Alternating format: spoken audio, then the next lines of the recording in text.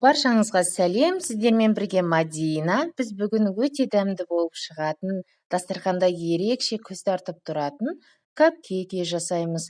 Өте оңай жасалады, бірге жасап көрейік.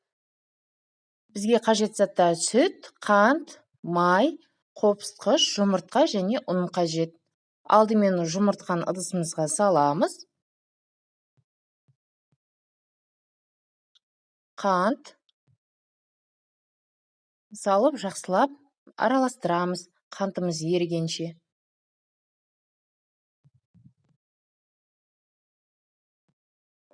Май, сұйық май.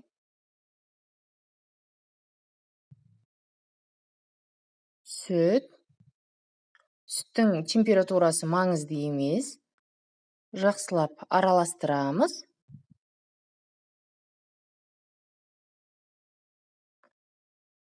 Оның үстіне қопсытқышты салып, жақсылап араластырып, онды електен өткізіп саламыз. Сол кезде біздің қамырымыз жақсы көтеріледі. Бәрін бірден салмаймыз, оның бөліп саламыз.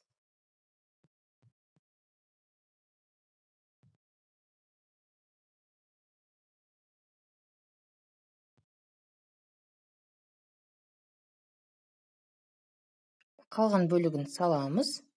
Жақсылап араластырамыз. Венчикпен араластыра берсеңіздер болады.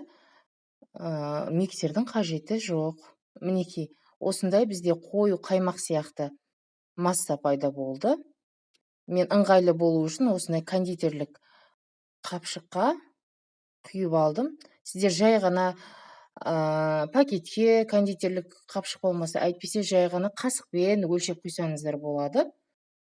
Қалауларыңызға қарай.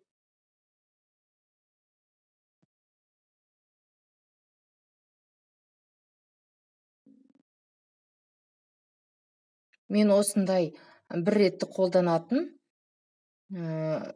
формаларды пайдаландым. Бұның әр түрлісі болады. Қағаздан жасалған және осындай қатты қағаздан жасалғаны болады. Қатты қағаздан жасалғаны выпечкада ештеңе болмайды пісірген кезінде. Видеодағыдай осылай құйып шығамыз. Қатты толтырмаймыз. Бұл қазір көтерілген кезде, піскен кезде көтеріліп, сыртына ағып кетуі мүмкін. Сондықтан жарты қып құйыңыздар. Шамамен ас қасықпен 3 қасық көлемінде құясыздар құйғанда.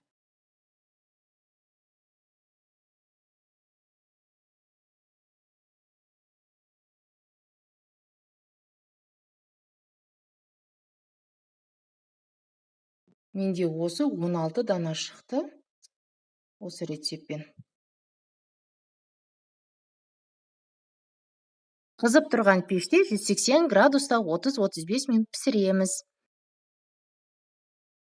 Салмасын дайындаймыз. Салмасына мен шиенің тосабын варилай блендермен езіп дайындап алдым. Қалауларыңызға қарай әртүрлі тосаптар, вареньелер, изгущенка, әртүрлі нәрселер салсаңыздар болады.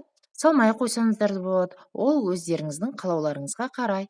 Оны осындай кондитерлік қапшыққа салып, дайындап қойдым. Мінекей біздің капкейкелер дайын, қып-қызыл өте әдемі болып пісіп шықты. Толық піскендігін ағаш таяқшамен осылай тексереміз.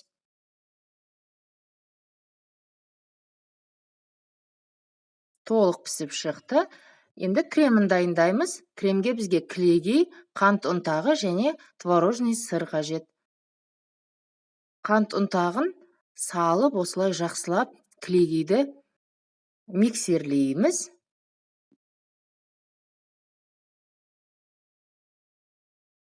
Творожный сырды, яғни сүзбелі ірімшігімізді алдын ала осылай миксерлеп алып, сосын барып қосамыз, әйтпесе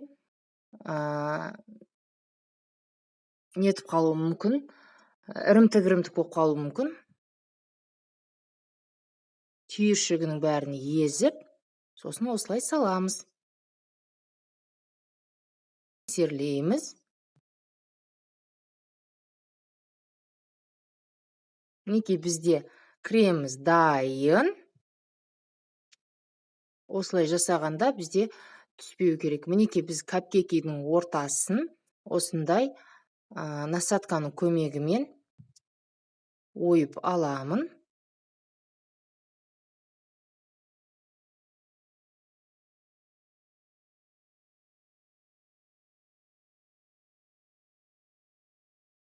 Дайындаған вареньені осылай ортасына құйып шықтым.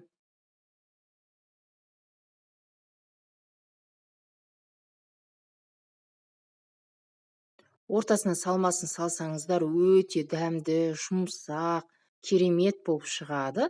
Сондықтан ортасына осылай салып жасап көріңіздер. Менде насадка 333. Осы насадканың көмегімен қазір үстіне гүл жасаймыз.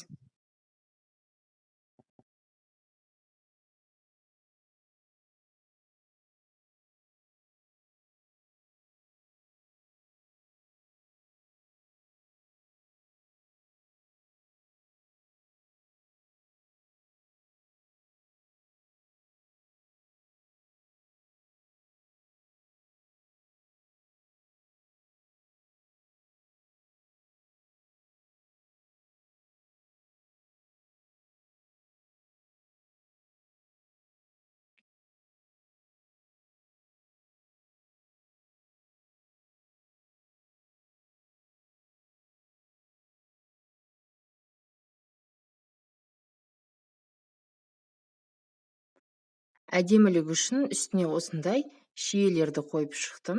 Сіздер қалауларыңызға қарай шие, клубника, әртүрлі жидектер қойсаңыздар болады.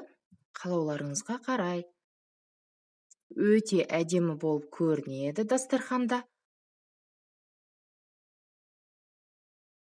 Неке біздің капкейкіміз дайын. Қараңыздаршы, қандай әдемі. Керемет болып шықты.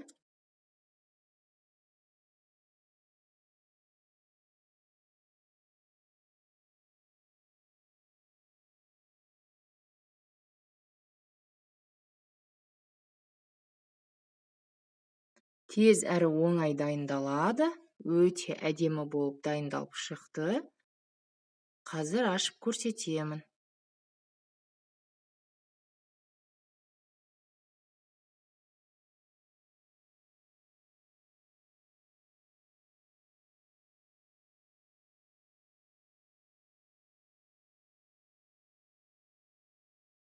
Неке ортасын қараңыздаршы.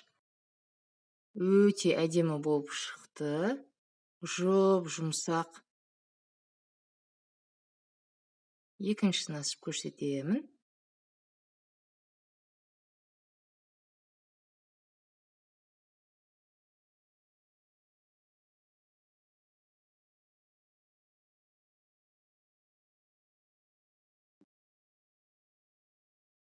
Неке өте әдемі, өте дәмді болып шығады.